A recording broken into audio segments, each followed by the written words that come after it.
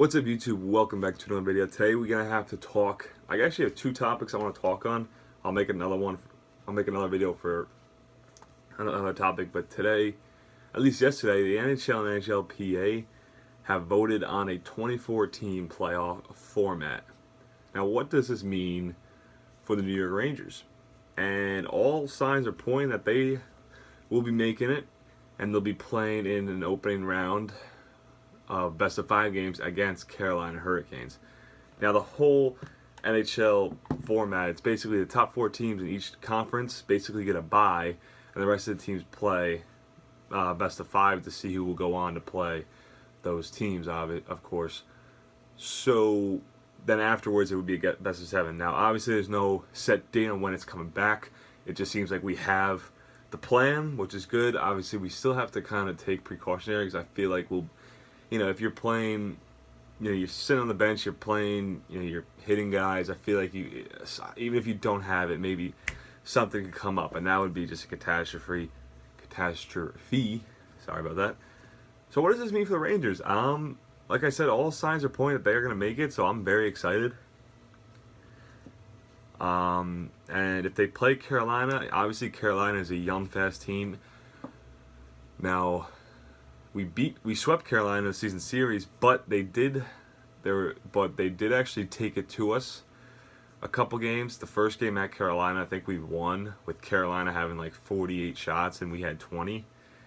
One of the games, I think the first game at home, or maybe the second game at home, I'm trying to remember. I was actually at that game. The Rangers went up 3-0 in the first period, and then after that, Carolina just took it to them, and the Rangers just survived. Rangers then, I'm trying to think of the other. I don't really remember the other two.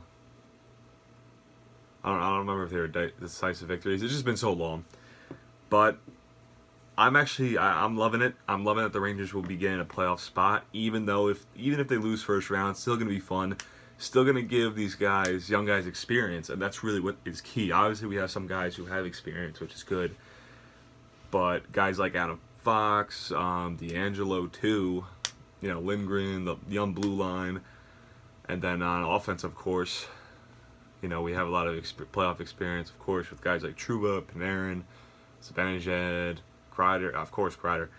So, like I said, I think this Rangers team is definitely built for the playoffs. They have a little bit of everything. Maybe not as much as grit as some other teams have, but they have Lemieux, Kreider, they guys like Brendan Smith on the blue line, Trouba, of course. But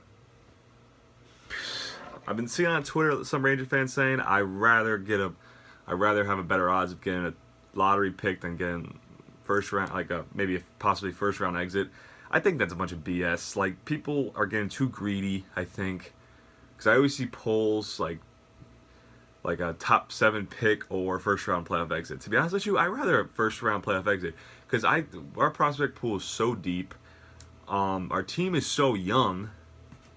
Like a guy like Morgan Barron, where does he fit in a couple of years? He might be on Hartford for 2 years, like our team, and then we have Kravtsov coming up. I just don't think we need a top 10 pick. We really don't need it, and we still have two first round picks for this year. Both are looking like obviously if we lose against Carolina, our pick will probably be like mid-teens, and then if we beat Carolina, Carolina's pick will probably be like maybe 20s or mid-teens, both around there. But actually, I got to talk about another episode I'm going to make.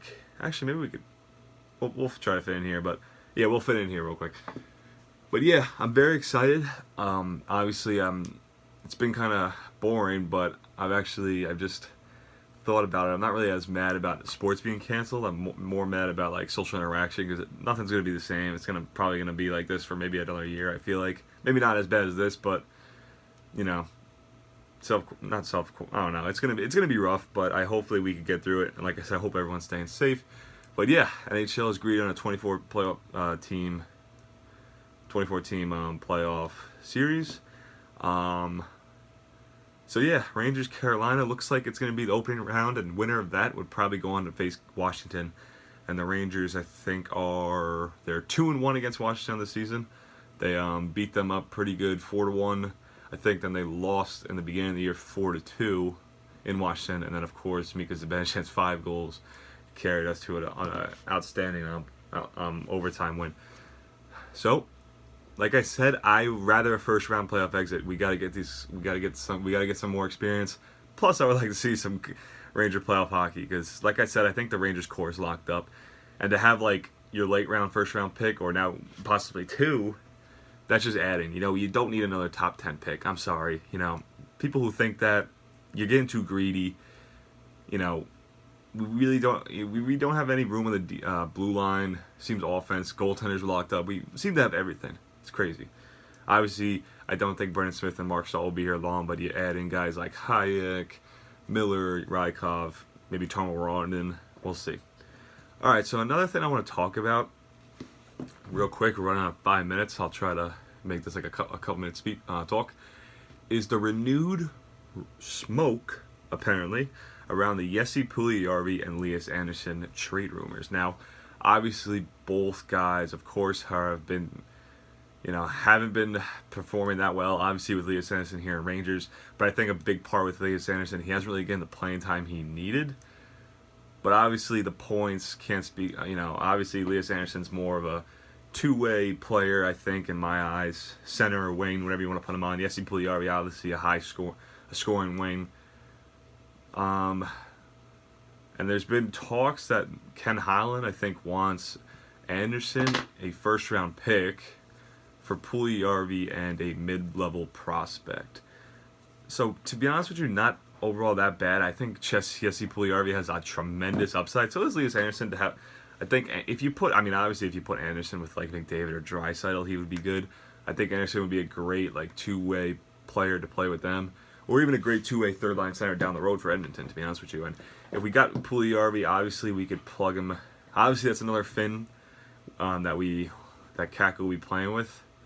But even if you bump down Jesper Fast to the fourth line or something, and you put Jesse Puljujärvi on that second line with Panarin and Strome, I think he would flourish. And obviously, Puljujärvi, he's only had like his career best is 20 points, I think 12 goals, if I'm mistaken. I know it was something like that. But he scores some highlight reel goals. He's definitely tremendous upside. It's basically like Kakko this year. Obviously, Kakko hasn't been doing that well. I think we're going to have to give him some time. Obviously, he's probably still being acclimated to this lifestyle. 18-year-old from Finland coming over to NYC. But early in the year, when those trade talks were brewing, it seemed like Puljujärvi was pushing to come to Rangers. So it seems like Puljujärvi wouldn't have a problem coming to Rangers. It really is just if the Rangers want to give up Andersson and a first-round pick. But we'll see. I'd probably rather just try to do like a second-round pick in Lias Andersson, which would actually we don't have our second-round pick this year. I don't think But obviously, I think. You look at both prospects. I think Jesse Puljujärvi has the more upside, just because of his offensive ability. But both guys played in their respective countries this year. Obviously, Puljujärvi I think had like 40-something points, and he was basically point per game in Finland. And Andersson I think was like 18 points in like 22 games. He was just as good.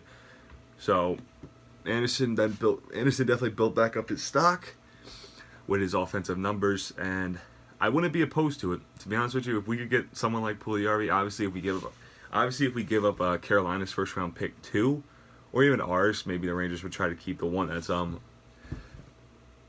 lowest out of the two. Definitely would be pretty interesting. But like I said, where would Puljujärvi slot? Because our wing right now is left wings. We have Kreider, Panarin. Right wings we have Buchnevich, Kakko, Gauthier, Kravtsov, Fast. Left side we have Lemieux. Yeah, that's really it. Morgan Barron when he comes up. So like maybe if you send either Kakko or Kravtsov can maybe play center. He's played center. He could probably play left wing. Kakko could play left wing, I think. Maybe Gauthier could play left, even though he's right shot. Same thing with Puljujärvi, but we'll have to see. But that's all I want to talk about today. As a Ranger fan, I want to address the Jesse Puljujärvi and Lias Andersson rumors, and also talk about the NHL 24 playoff format. So to recap, I'm very excited that the Rangers will be in. I don't think we should need another lottery pick. I think let's get these guys some experience, and if we go on to win the cup, that would be crazy. Even though it would probably, I don't know. If the Rangers won the cup, then everyone will think, oh well, they were, I don't know. Even any team, it's like, oh, well, they won that year that they didn't even finish the season, but whatever. That would be cool if the Rangers oh my God, if they went on, can you imagine? That would be insane. But obviously, there's a lot of talent everywhere. Rangers definitely have the talent, but we'll have to see, man.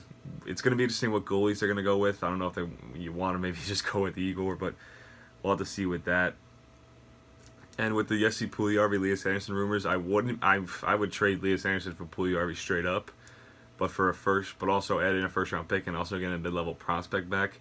Not the worst, even since we have an extra first-round pick, but we basically traded away Shea, but we got rid of Shea's contract, so that's good. But hope you guys enjoyed my take. Obviously, I did see a video on this from an Oilers fan perspective, so now I'm giving my perspective. But I hope you guys enjoyed. Maybe I'm trying to... I do actually, jersey unboxing, I do have another one coming. I have one coming that's coming Tuesday. And I have one that's coming... Actually, no. I don't know. I have a couple that I'm eyeing, but what I'm trying to do with the jerseys now, I'm trying to maybe add a jersey per every team. I think I only need like 14 more jerseys now. I'm not going to get an Islanders Devils jersey. Those are two teams I just don't really like that much. Devils I could tolerate, but Islanders, no. But for a team, if it's a new team that I'm adding, if you guys want me to just put in the title, new team added to the collection, or say it's like a Blues jersey, say my first Blues jersey. So if you want it to be a mystery, or if you want to know the team, then you'll... say you're a Blues fan, you only want to see the Blues jerseys, you don't want to see like the Kings jersey, but let me know. But I might put the team that I got, like my first whatever jersey as the title. But hope you guys enjoyed, and I will see you guys in the next one.